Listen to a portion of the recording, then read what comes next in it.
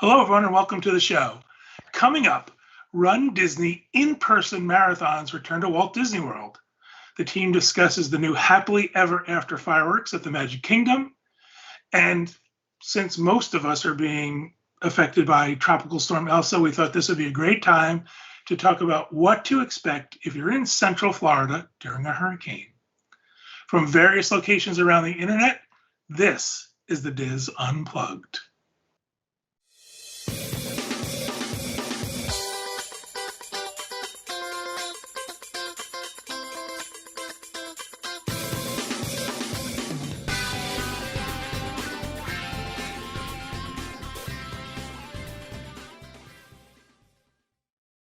This is the Diz Unplugged, episode 1135 for the week of July 6th, 2021. The Diz Unplugged is brought to you by Dreams Unlimited Travel. Dreams Unlimited Travel, the experts at Disney Vacations. Let us help you plan the perfect Walt Disney World, Disneyland, Disney Cruise Line, Adventures by Disney Vacation. We even do Universal as well as other cruise lines. Visit us on the web at www.dreamsunlimitedtravel.com. Hi, everybody, and welcome to the show. My name is John Magi, and I will be your host this week. Pete is not with us. Pete is out returning his unused fireworks from last night, so he's got to get in line for that. No, Pete is on his way to Disneyland Resort, so if you guys are going to be in Disneyland over the next few days, keep an eye out for Pete in the parks. He loves to meet folks and say hi to them. I am joined by many people, and I didn't talk to Craig about how I was going to do this, so he's going to just have to go on the fly. All right, joined by our Orlando team plus one, we have, oh my gosh, I don't even know what your title is anymore. Associate editor, editor-in-chief, super editor? No, it's whatever needs to be done at the time. All right, I'm going to say super editor. Bless you. Danny Sunderly. Hi there. Who else do we have here? Oh, we've got, I don't know what's going on. Client Services Manager for Dreams Unlimited Travel. We have Kevin Close. I am the super client services manager. You really are. It's because of the tights, isn't it? Our plus one is Agent for Dreams Unlimited Travel, Tracy Heinrichs. Hi, everyone.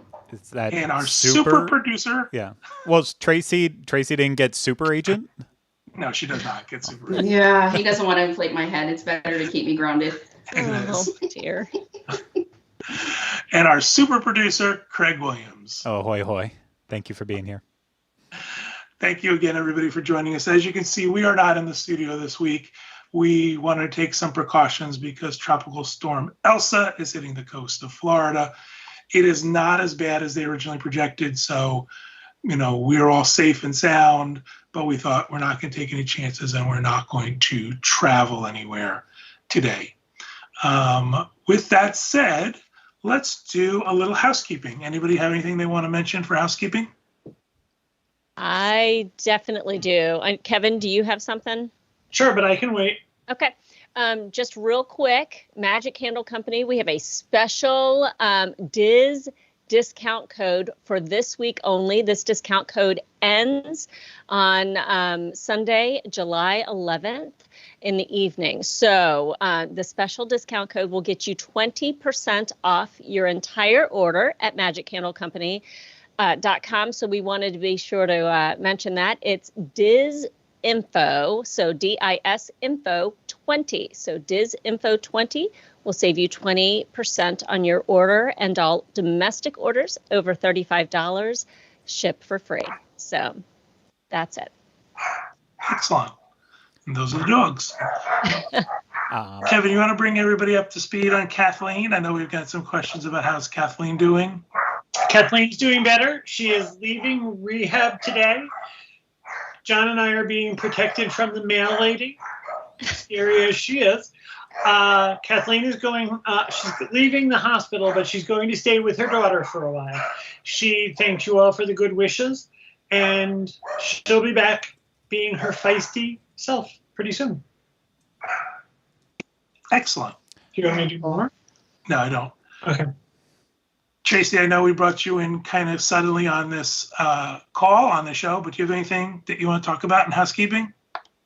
I just want to say that if you are thinking of a Disney vacation or Universal, but Disney especially right now, for next year or later this year, don't wait. We're finding availability. Sales next year are going really well.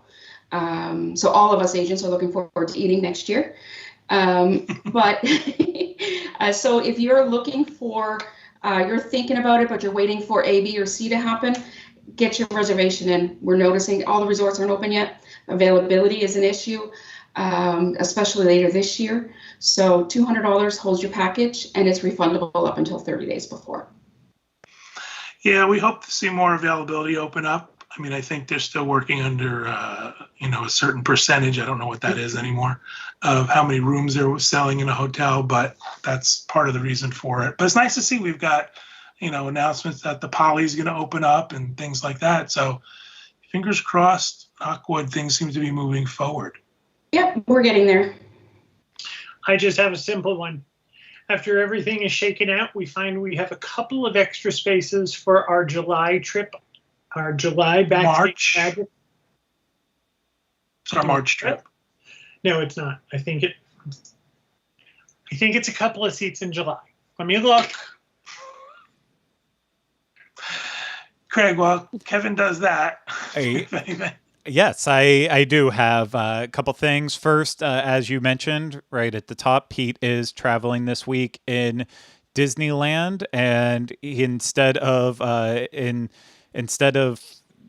being in a million different places with his social media and where he's posting updates from the trip, he asks that everyone follows him at PeteW126 on Instagram. That's where he's going to be doing all of his posting from PeteW126.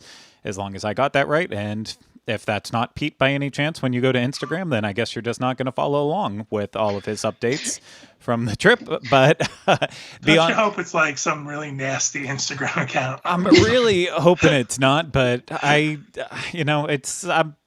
bad with numbers and letters and, basic literacy. So I could have got all of that wrong there, but that's where you can follow him. Which is why we hired you. Exactly. I was cheap at the time, and I've just gotten more expensive as the years have gone on. But if you also want to stay up to date with everything that we're doing specifically on YouTube, please make sure that you are subscribed to the channel here, hitting thumbs up on all our videos when you enjoy them. If you've been wondering where our dining reviews are, that's over at youtube.com/Disney Dining. If you've been wondering where the Universal show is, it's youtube.com/UOFan and DVC fan, DCL fan. We have all the different channels, and if you want an easy way to find them all, go to youtube.com/DizUnplugged. That'll take you right to our homepage on YouTube, and then you will see right near the top there are links to all the different channels that we have, so you can stay up to date with all of our content. I know it requires a lot of extra work, but now you can actually choose which content you want to see. We're not gonna force you to watch DVC stuff on the Diz Unplugged if you don't care about DVC or moving to Orlando or Universal. You can now choose your own Diz adventure in a sorts. So that's it for me. I think back to Kevin now. Back to Kevin. What you got? I hate when John's right. We have a couple of spaces left on the March 27th Backstage Magic. It is, the cost for 2 adults is $67.78, and when I say we have a couple, it's 2. We have 2 spaces left. Somebody dropped out. If you want to go, let me know. Kevin at Dreams Unlimited Travel. It's not July. It's March. Excellent. All right. Thank you guys for that. We're going to move on to the news. I've asked Denny. I like that. I've asked Denny to read the news for me. So take it away, Denny.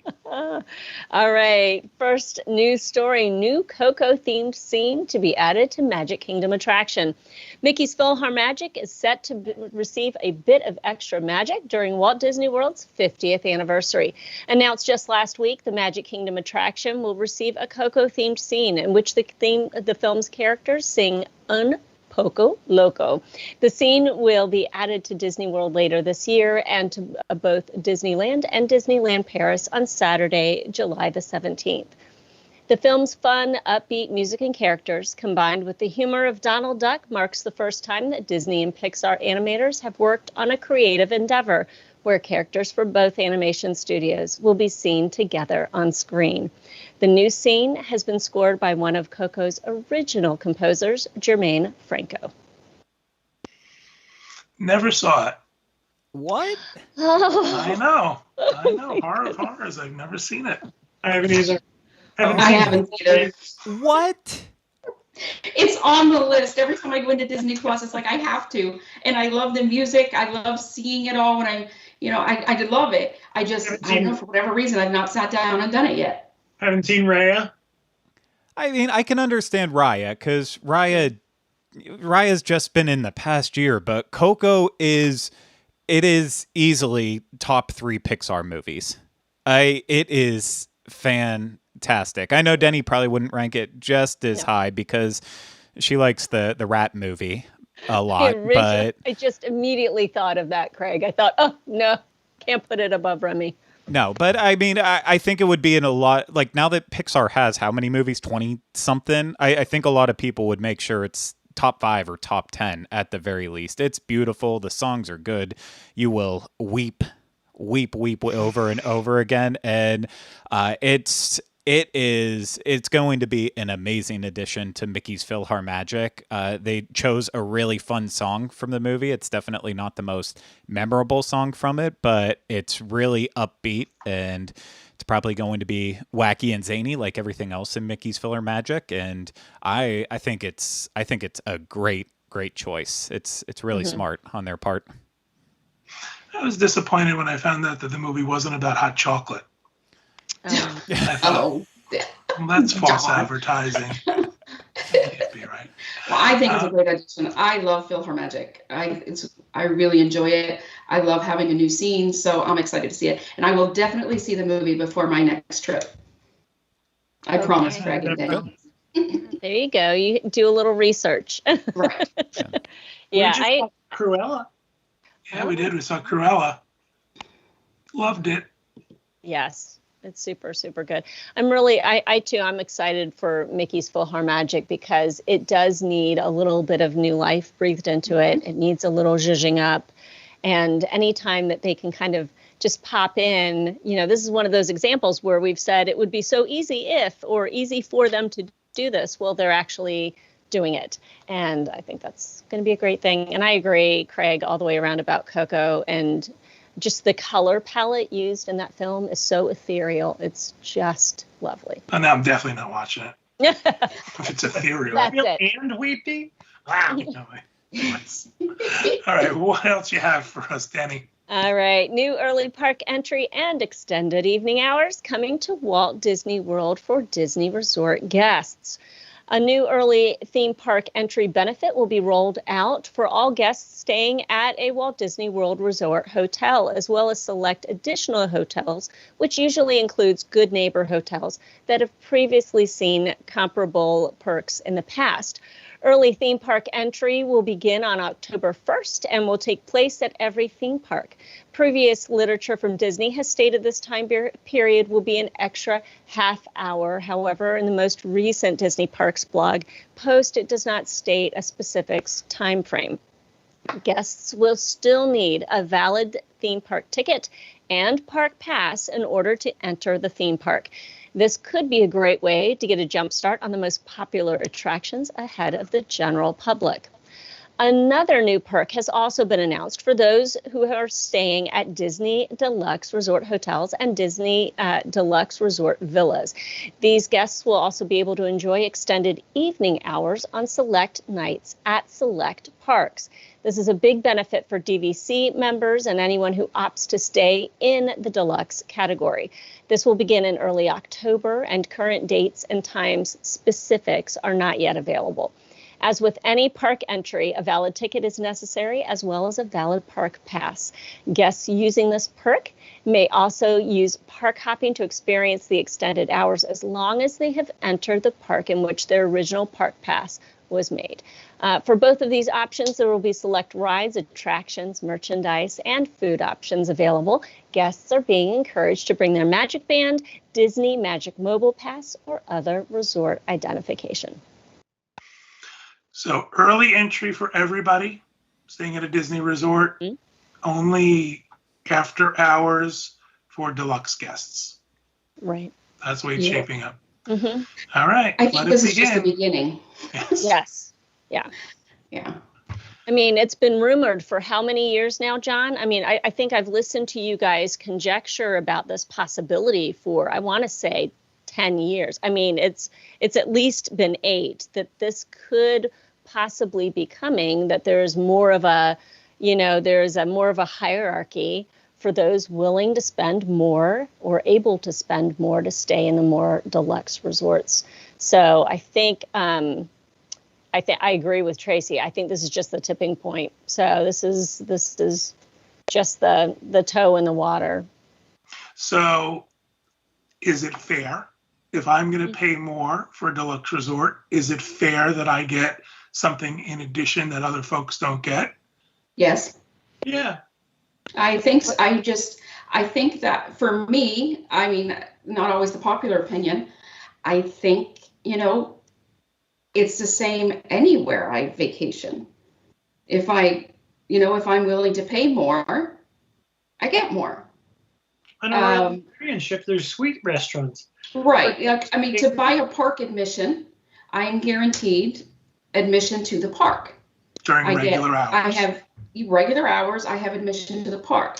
If where I choose to stay then increases my benefits or changes my benefits, Universal's been doing it for years.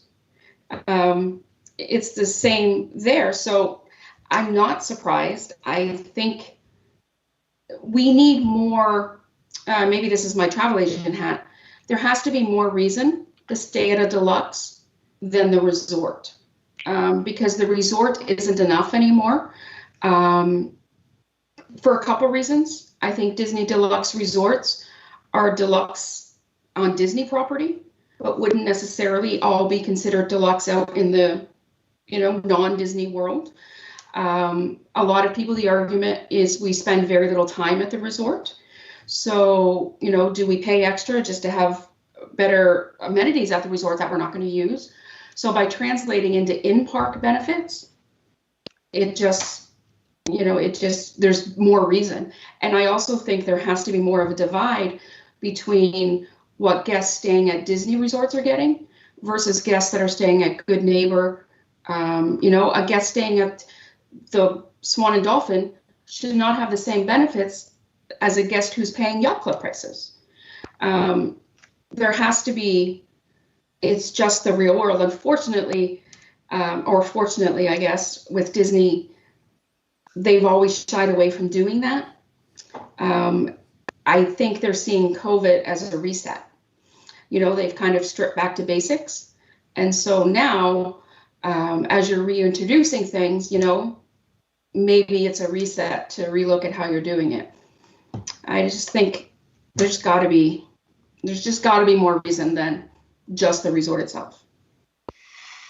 So do you think that this is enough of a perk to drive someone from a moderate to a deluxe resort? I think it can be. I think it's more of a perk on a shorter stay. Getting those extra hours on a shorter stay maybe means more to somebody who's staying 4 nights than staying 7 to 10 nights. So I think it can be. I think I see it more of a perk as driving somebody to a Disney deluxe as opposed to Swan and Dolphin. I see more of the comparison there than I do moderate to deluxe, maybe.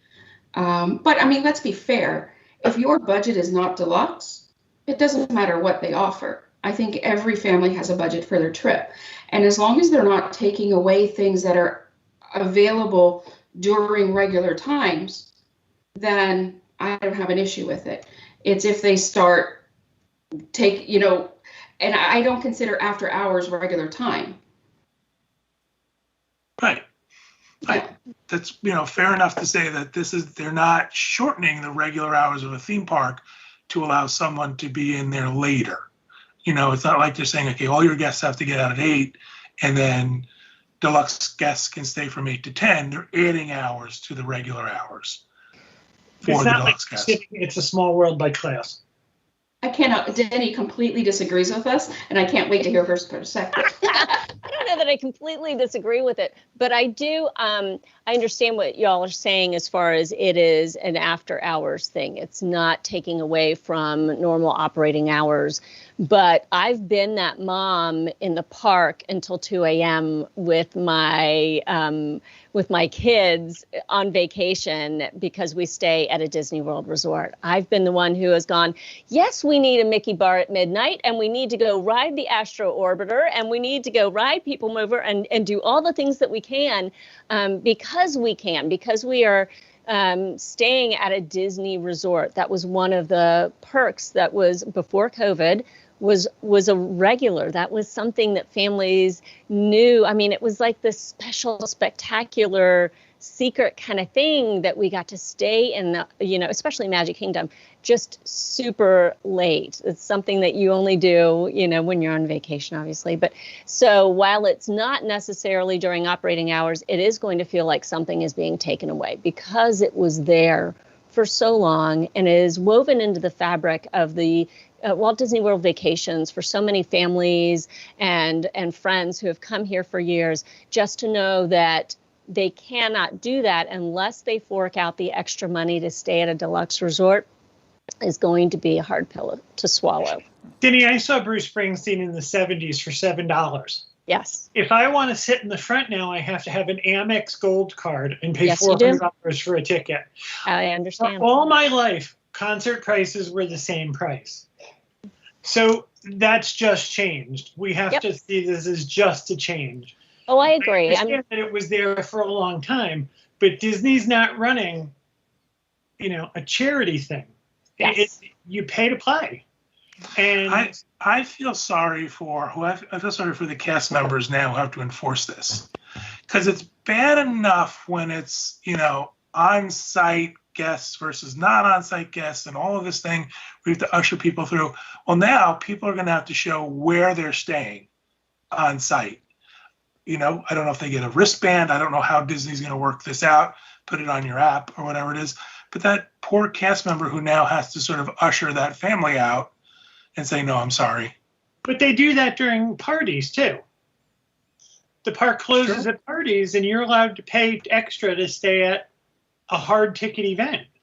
And you have to funnel through a space where you have to show your wristband. I think they should use fluorescent spray paint. You should tag them. I think to Denny's point, and I do understand your point of view as well, Denny, I certainly do.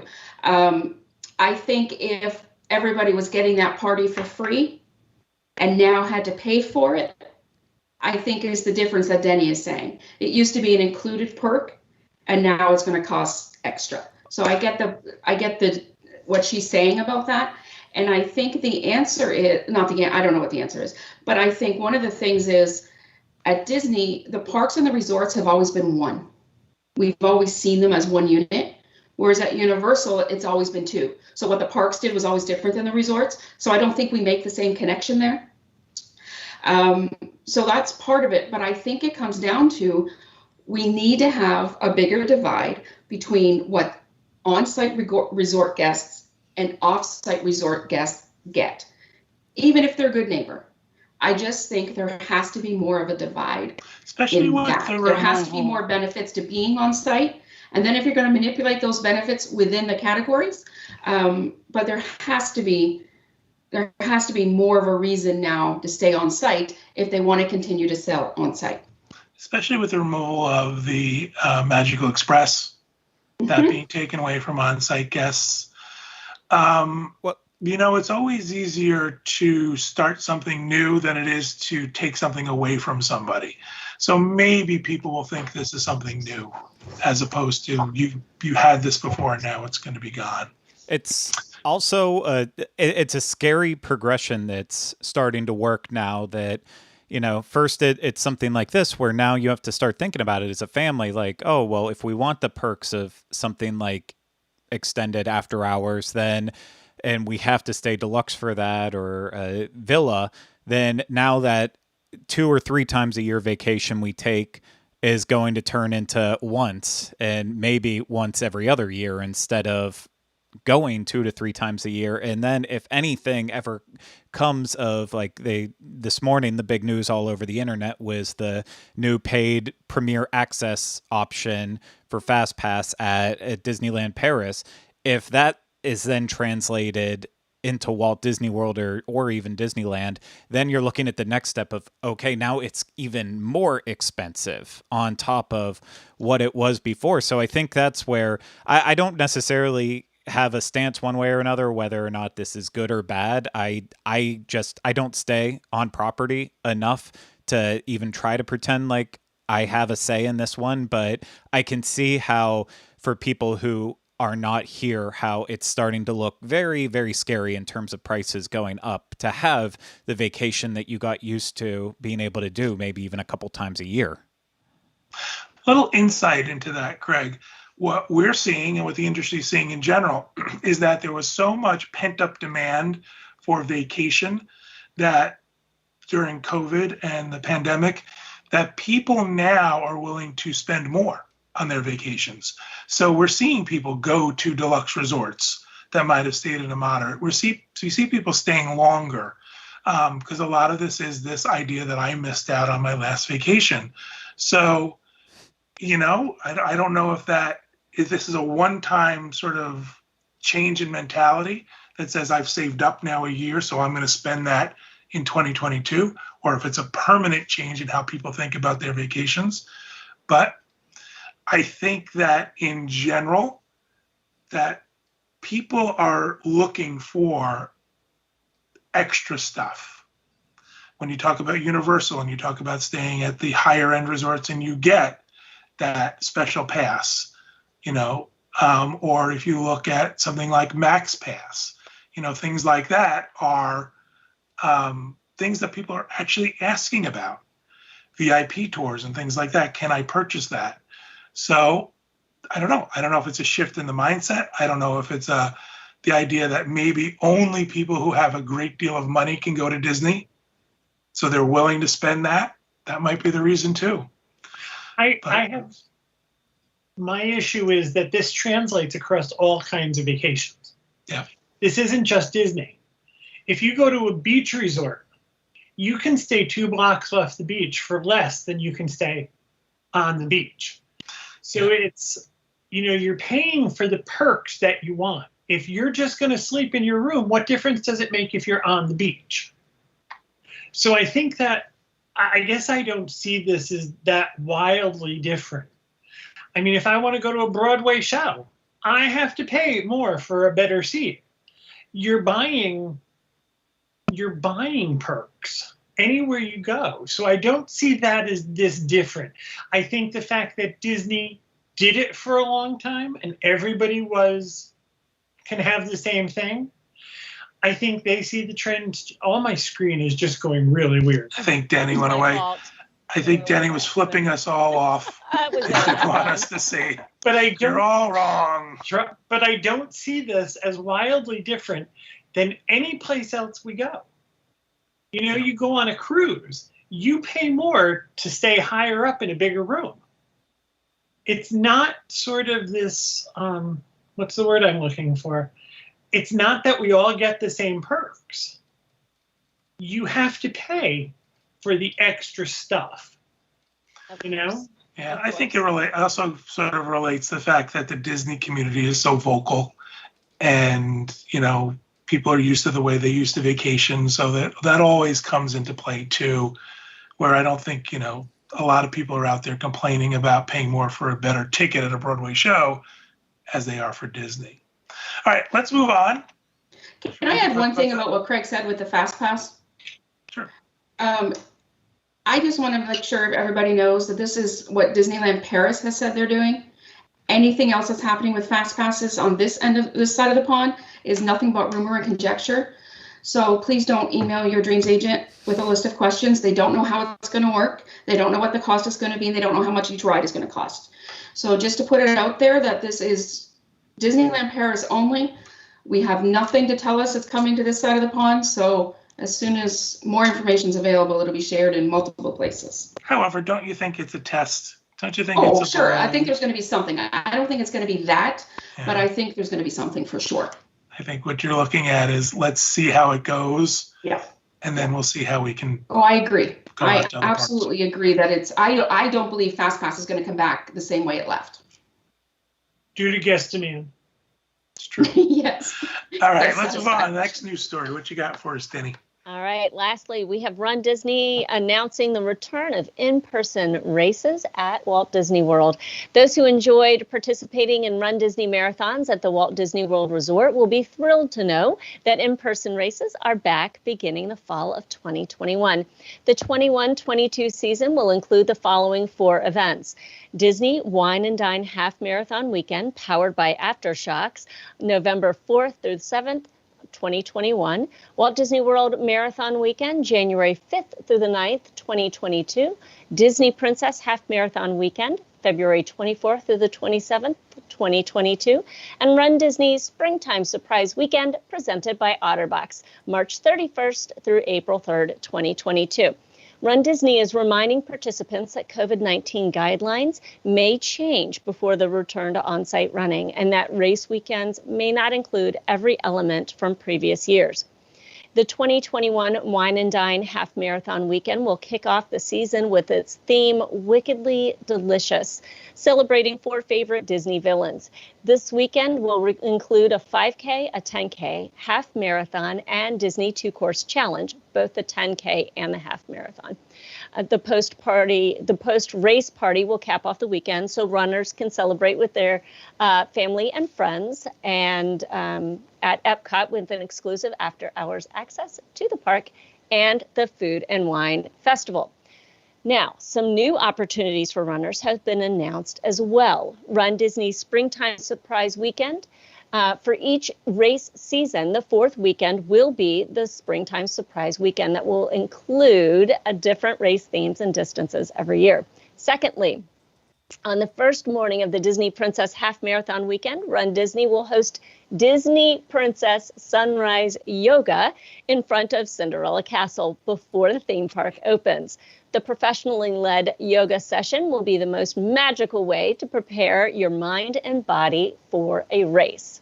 Third, all runDisney races will have a virtual race option that will allow runDisney fans across the country to participate in their favorite races, even if they can't make it to Walt Disney World to run in person.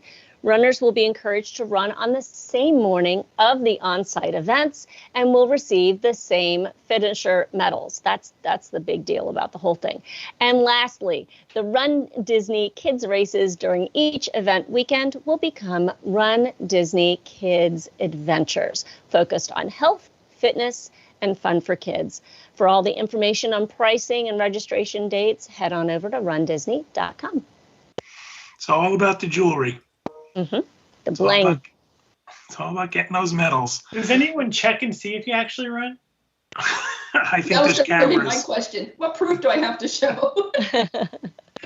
Wouldn't you like a wall of medals behind you? I'm wondering how much they're worth. I wonder how much I have to pay for them. Craig, are you going to run this year? Next year? I've kind of given up on runDisney races. They're just way too expensive for what you get out of it. Like Kylie and I's favorite race to run in Orlando is called Best Damn Race, and you run around like Lake Eola and parts of downtown through the Milk District. It's like if you sign up in the first 100 people, it's like $25, and then the max price goes up to like $45. And at the end of the race, they give you a ton of free food and pizza, all you can drink beer and spirits, and you still get your shirt and you get the medal.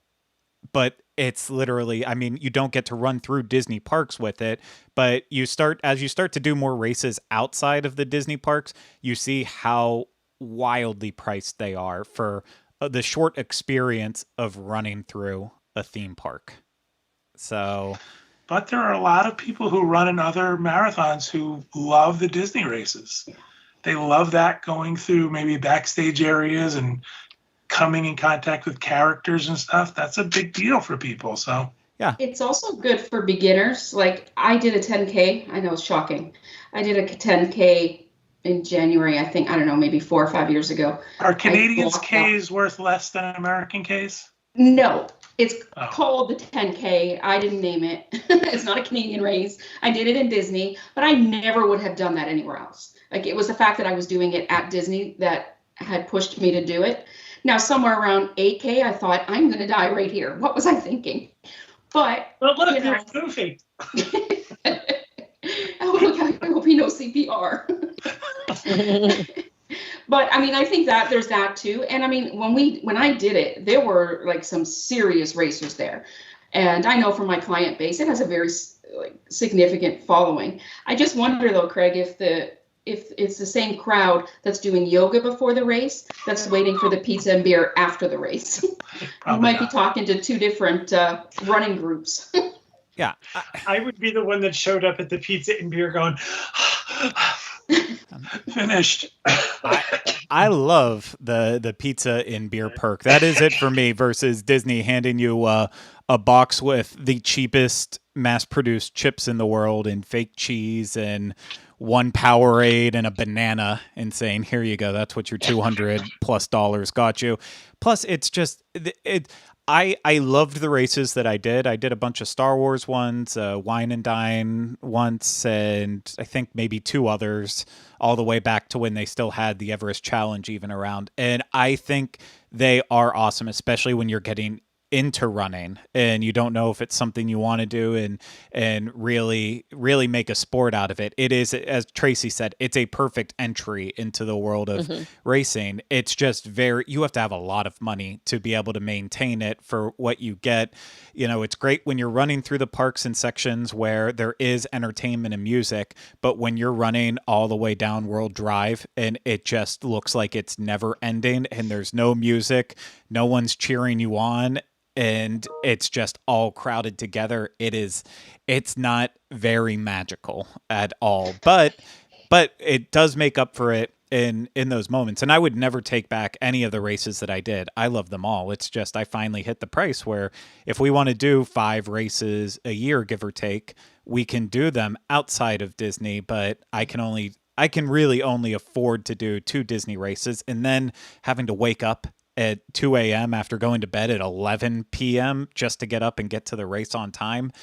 It's not pleasant for me anymore, but I understand why people still love it and continually do it for every single race. To each his own. And that's, I think, what we love about Disney, right? Is there's something for everybody. You know, there's yoga for Kevin. early morning yoga. Early morning yoga. Laying on the ground in the Magic Kingdom. Everything about that sounds magical. It does. All right, Denny, thank you very much for reading the news. I appreciate it. All right, we're going to move on. Most of us here, except for Tracy, had the opportunity to see the Happily Ever After fireworks. Are you having a stroke and installment? No, I didn't want to hurt her feelings, so I said it aside. What? What? Oh, wow. I like post-pandemic John. Really? Well, she was going to be here, but every time she tried to leave Canada, her shock collar went off. So, you know, it makes it difficult. Oh, that would separate those deluxe folks, too. It would. All right, so we're talking about the Happily Ever After fireworks, new fireworks at Walt Disney World, new fireworks at the Magic Kingdom. First of all, fireworks are back. Super, super exciting.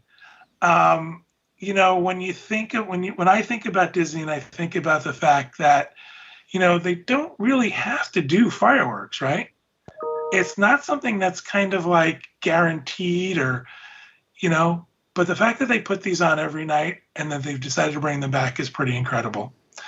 Kevin and I were invited to a travel agent dessert party for the Happily Ever After fireworks first night, that first official night.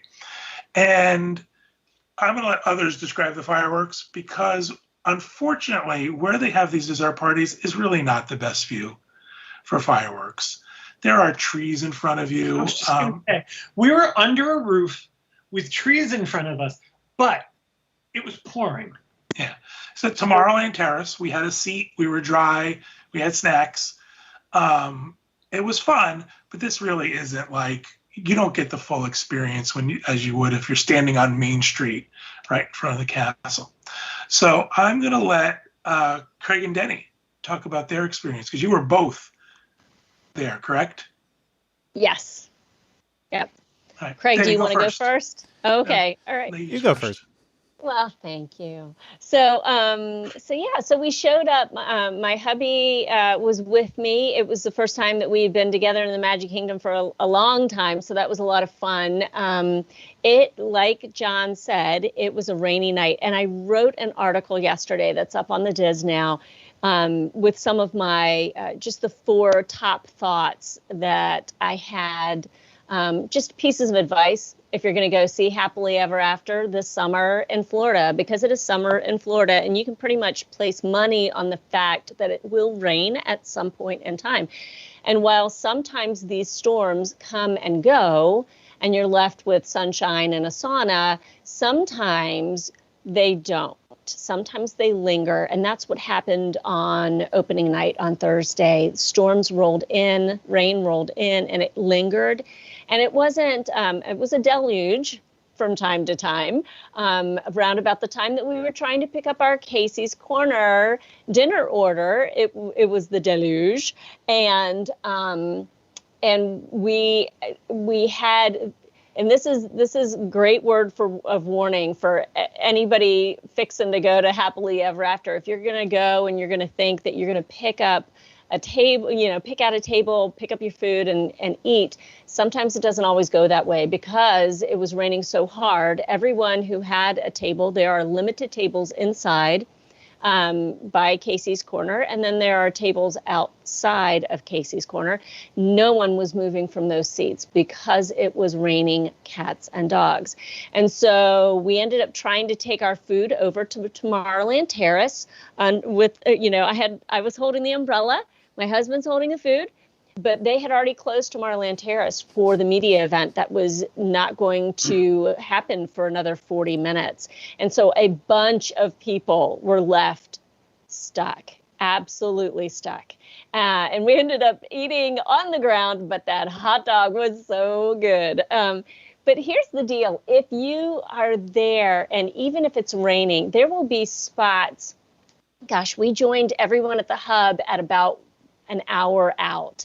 So when we came back around, we went and rode some rides, because you can enjoy shorter wait times while everybody is starting to panic over which spot they want to, grab for fireworks. And there was plenty of space to be able to join the group right in front of the castle. For those who weren't there, and you're just imagining in your mind's eye what it's like to stand there in the hub with everyone else getting to see fireworks that you haven't seen in well over a year, it was all of that and more. Well, the thing too is, because of the rain, you have got the people who want to be there and see it. Mm-hmm. It's not just, fireworks are happening, let's stop and look at it. These are the people who really want to be there. So there was this sort of energy in the park that night, and people were excited and cheering. Tell us about your impressions of the actual show. Well, the actual show itself is, if you've not, number one, and I've said it before on the show, if you've never seen Happily Ever After, or it's going to be a while before you come back down, check out what Craig does on the Diz YouTube channel, because you won't find a better representation of the fireworks spectacular anywhere else. That is the creme de la creme. So he takes very seriously what he does. I hope it's okay that I'm saying this, Craig. Absolutely. But he takes very, very seriously what he does, and it shows. So definitely check that out. It is, the fireworks show itself was wonderful. The whole 9 yards. It was so much fun. And we talk a lot about shared experiences here at Walt Disney World. That was a shared experience, to top all shared experiences. Being able to stand there with a bunch of other Disney Parks fans, Happily Ever After fans, and people were singing along. The fireworks themselves were amazing. The projections, amazing. If you can get up close to the castle, please do so, because you then get to really see those projections, because they add so much to the overall show, the theming of that particular section. And then something to keep in mind, and this is something I mentioned in yesterday's article, and I won't go into the detail here that I did there. So if you want to, head to wdwinfo.com to read that. But sometimes Tinkerbell does not take flight. And that happened on Thursday evening. And it is this amazing crescendo of a moment. And we're all standing there just waiting and watching, phones ready to record the magic unfold before us. And no, there was, it was raining and safety. Too dangerous. Really, safety is the first key for Disney. And so sometimes that happens, and it's good to manage expectations before you roll in for the big night. But John, it really was, long story long, it was really everything that I wanted it to be personally. It was wonderful. Incredible show. Mm-hmm. I'm amazed at how much better they're getting at projections. Mm-hmm. Every time Yep. It's sharper, it's cleaner, there's more going on. It's really incredible. Craig, Besides tell us. Craig's video, if you're interested in a good projection video on Disney Plus, they've recently put up Disneyland Paris's, what they call their fireworks show. They call theirs Illumination. And in my mind, it was a great representation of what the projections can look like. It's only about 25 minutes, but something fun to look at. It was fun. Craig, tell us your impressions of the actual fireworks. Oh, I mean, okay, so I had the benefit of actually seeing Happily Ever After, not just on that first night on July 1st, but I was there a couple nights before for the Magic Kingdom cast member preview. One of the cast members there that I'm friends with invited me. I did not reach out and ask to him. He reached out to me and asked if I would go as his plus one, and I said absolutely, of course. I'm not gonna miss out on that, because I knew that as great as the first show back for the public would be, there was going to be something more special for the cast members being able to see it for the first time. And it was. We also have that video up on our Diz YouTube channel, youtube.com/WDWinfo, and it's marked as Magic Kingdom Cast Preview. The quality on that one's not as good because I was just stuck with my cell phone and a gimbal, because I didn't want to come in with like a tripod rig and all of that and disrupt cast members, because the party was there for them. They needed to be the ones to deserve it. The fact that they gave plus ones was kind of bonkers to me, but it was very nice. But truly watch that video for the reactions. When Tink flew that night, I think everyone around me was at least tearing up, if not full-blown crying. The crowd was deafening. You could not hear the music over people losing their minds. It was the true definition of Disney magic, and it was awesome on July 1st as well. And people were really excited, and it was great to see. It was great to see it all back, but my gosh, that was just was an awful night, unfortunately, weather-wise, that it had to debut. But it's so nice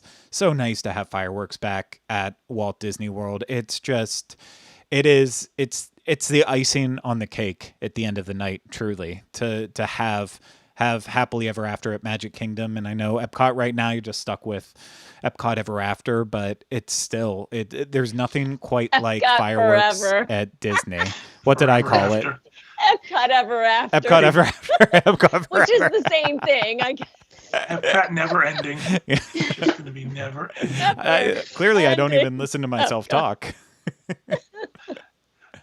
But again, so fantastic to have the fireworks back. This show is incredible. I think what happens is, when Disney does fireworks and then they change them and they do new ones, we get to be critical. Oh, this one was better than that one, and this one I like this better than that. I think it's just so great to have them back. that it doesn't matter, that Disney does all their fireworks incredibly well. So the fact that we can see them is a huge, huge plus. But it's a great show. It's a really great show. I have to say, I was impressed with something else. That park was crowded. And I was shocked at how well Disney emptied that park, because the fireworks were over and it was raining. So there wasn't a lot of people who were, oh, let's stick around. It was like, let's get out of here before we are flooded. And I was shocked at how little time it took us to get out of the park and get on a monorail. I was very pleased with how they handled it. They did a great job. John, did they give you any indication of when the dessert parties are going to come back? They did not. Oh. I can ask. Yeah, just curious. I mean, the fact that they had done that one, kind of give with the fireworks back now, kind of have a little bit of hope that maybe they will. I have a feeling this was less about a dessert party as it was about a special event. Gotcha. Because I was told, because I asked about some of the things we had, and I said, is this going to be what's available at the dessert party? And I was told they picked these things out for this event. Right. So that might. So it was just more of a special event happening in that space than it was. Gotcha. A regular dessert party, and then added that onto it. But yeah, I mean, we're looking forward to that too. We're looking forward to dessert parties coming back and all of the regular stuff coming back. Last minute thoughts on the fireworks? Do we want to add?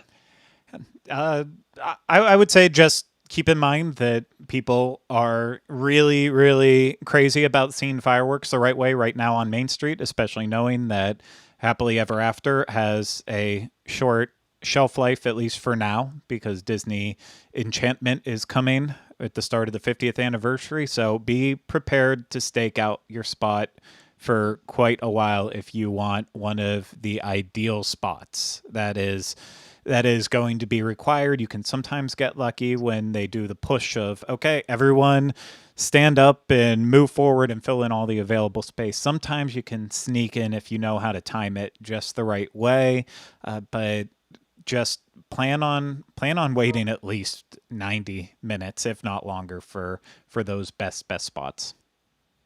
Excellent. All right.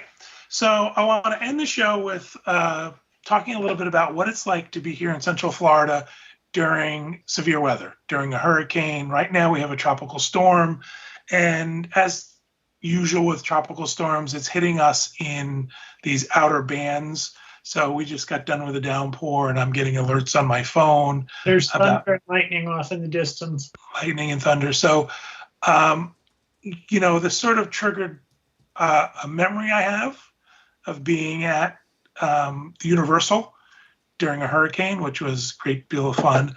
But also, this is something that we get asked a lot as travel agents. What happens if there's a hurricane while I'm in Walt Disney World? What should I do? Should I wait and not travel during hurricane season? I have my opinions, but I'd like to hear from you guys first and see what you think. Tracy, what do you think? I think they're too unpredictable I think number one, a lot of people can only travel during hurricane season. It's summer right now. This feels a little earlier to me. I know it is hurricane season, but we're typically not dealing with talking about Disney this early in the season and affected by hurricane. It tends to be more August, September for us. But I think it's impossible to say, for a lot of people not to travel. I think if you are traveling, how many of these things affect Central Florida, Orlando, to the point of closing parks is rare. It's not a regular occurrence. We can't, if they say, this hurricane, we've been watching Elsa now, seems like for years, but I think it's only been about a week maybe. People are already at that point asking about, I need to change my dates, I need to cancel, what's Disney going to do? It's way too soon. Disney doesn't do anything until there's official warnings for the area. And until those official warnings come, there's nothing. There's nothing we can do. There's nothing Disney can do. There's no exceptions made. It's assumption of business as usual, because often it ends up being business as usual. And so it's not like these sneak up on you. These are not tornadoes which pop up and you have minutes. We've known about Elsa, I think, since the movie came out. So it's, it's one of those things, it's going 20 miles an hour, it's going 10 miles an hour, it's going to go this way, it's going to go that way. That changes minute to minute, day by day, and depending on who you listen to. So, and Tracy's right. Very often, we get told there's a hurricane approaching. And our biggest threat normally is the outer bands. It's rare that an eye goes over the top of us. I don't know the last time. I want to say it did in 2004, but I can't think of another one. It did when we were at Universal. Oh yeah, that one. I forgot about that one. But the outer bands can produce biblical rain. It can also produce thunder and lightning. And you might be in a park and the thunder and lightning might affect the operation of certain attractions, where certain attractions will close down. That definitely will affect a water park. They will close everything and make you get out of the water. But that's part of living in Florida. I want to remind folks, Orlando, Walt Disney World is the center of the state. Storms generally go up either coast. As Kevin mentioned, occasionally they cross the state. But because of where we are, you tend to get less of the severe weather. It doesn't hit Central Florida. You get the outer bands and you get high winds and all of that. So first of all is location of where Walt Disney World is and what's the likelihood of it hitting here. But the other thing we should talk about too is that all of these buildings and structures have been built to hurricane code, that nothing is, just thrown up. So you're actually, in my opinion, you are more safe in a Disney hotel than you are in, say, a home somewhere, because you're in something that's specifically made to, I believe it's category 5s is what the standard is for hurricane strength. So you are in something that's purpose built to be safe. And the other thing too is we all know Disney has their own power. So, if power goes out, around Central Florida, Disney will probably still have power. That's something. Disney also has a great water management system. So you wouldn't be prone to flooding. Right. Danny, you want to add something? If I remember correctly, it was last year, it was the year before that when Pete was on CNN and said, look, if there's a big hurricane coming, then I want to put my mom in a Disney resort hotel. Like there's a reason why. And if I remember correctly, Disney exceeds the standards. Like they go above and beyond to make sure that the place in which so many have spent so much to stay for, any given amount of time is exactly as safe, if not safer than it really needs to be. And here's the thing, if you are in a Walt Disney World resort during something like a hurricane, know that there are cast members there who will go above and beyond what you will see possibly in other resorts, other locations off Walt Disney World property to reassure safety. They'll have different activities going on. They might bring some characters in to meet with resort guests and have special surprise moments for those guests. There'll be, different food offerings offered in some of the quick service dining locations. So there's extra pixie dust, as our friend Jackie likes to say. There's extra pixie dust that they will sprinkle throughout the resort to kind of help guests, if it's really bad, to help guests who are staying there or might be stuck there to be okay. The last one that came through that motored right on up, Route 27, we ended up taking my in-laws over to Port Orleans French Quarter because they were days without electricity. Whereas French Quarter, everything was, business as usual, and the cast members were absolutely amazing. And it so happens that we no sooner checked Tom and Gwen in that the electricity came back on after being off for days, and they were amazing. The money was refunded. They will go above and beyond to help continue that that level of service for your vacation. They want you to be safe and they want you to be happy. Also, keep in mind that chances are very good that those cast members are not home with their families. Right, exactly. They all had different levels of need at that moment, yet when we were standing there at the check-in desk with my in-laws, they were the top priority. This couple who had been without electricity, like, bless their hearts for doing that. But yeah. Craig, anything you want to add that we might have missed?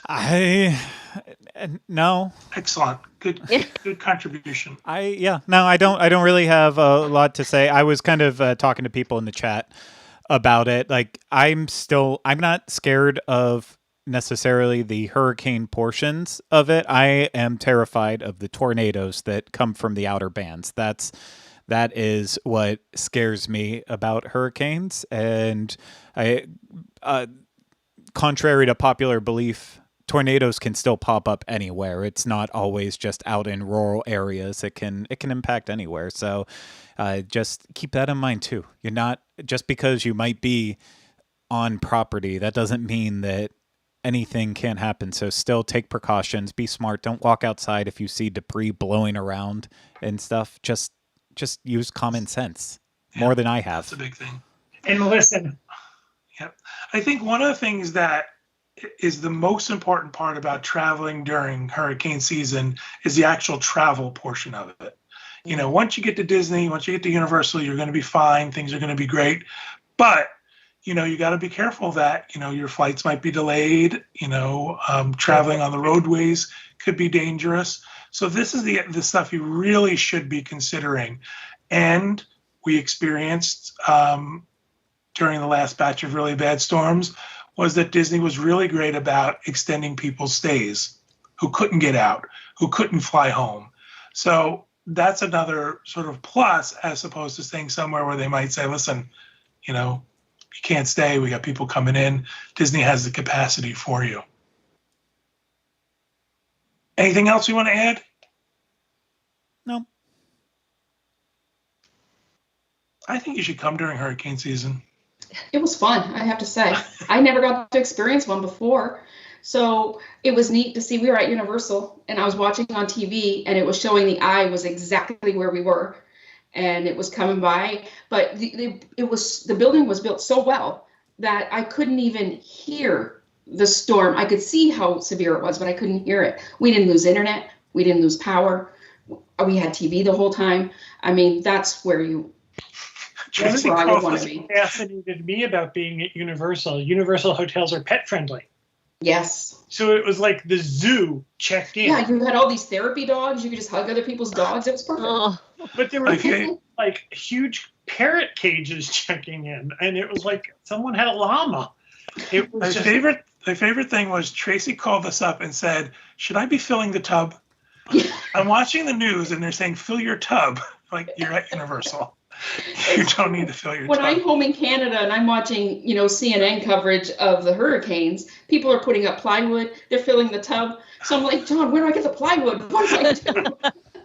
Better get to Home Depot. For those who are listening, that's usually coastal. Right. People will tell you to put masking tape on your windows. You don't have to do that on your bathroom mirror, okay? And filling the tub helps you flush the toilet. If you're in a Disney World, you probably don't have to masking tape or plywood or fill the tub. No, they might frown upon you trying to plywood up your windows at your resort room. I think that might be Anderson told me to do it. Exactly. Whatever he tells me, I do. No, it's Jim Santori and the guy with the yellow rain slicker blowing off his face. We know about these hurricanes like a month in advance. So you have time. Right. We weren't worried about the storm today. We weren't worried that it might turn into a hurricane and come our way. The biggest problem would be for us inconvenience. We want to make sure that we don't have to go out in, a torrential downpour or high winds. That's it. Keeping people off the highway, too. Yes, exactly. If it's thundering and lightning and biblical rain, you should probably not be on the highway.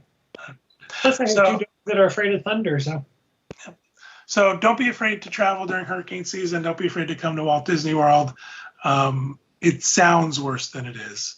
So with those words of wisdom, I will leave everybody. Thank you guys for helping me and participating in the conversation today. Thank you everybody at home for listening and watching.